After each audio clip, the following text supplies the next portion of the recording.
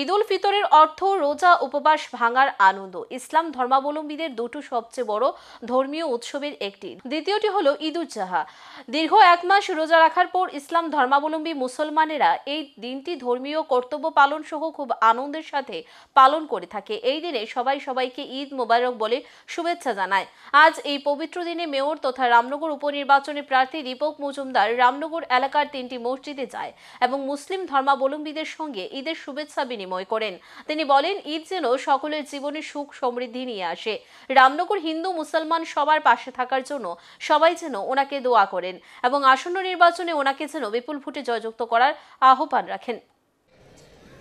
দক্ষিণ রামনগরে জামে মসজিদে উদ্যোগে আজকে যে ঈদ উৎসব পালন করা হচ্ছে, প্রথমে আমি এই পবিত্র ঈদ উপলক্ষে উপস্থিত সকলকে অনেক অনেক শুভেচ্ছা এবং ধন্যবাদ জানাই। আমি আশা করব এবং আমার বিশ্বাস এবং প্রত্যাশা আপনাদের উপর, আমাকে আপনারা আশীর্বাদ করবেন, দোয়া করবেন, যাতে আমি দক্ষিণ রামনগর সহ পুরা রামনগর বিধানসভার উন্নয়নে অংশগ্রহণ করতে পারি, উন্নয়ন করতে পারি, আপনাদের সঙ্গে থাকতে পারি।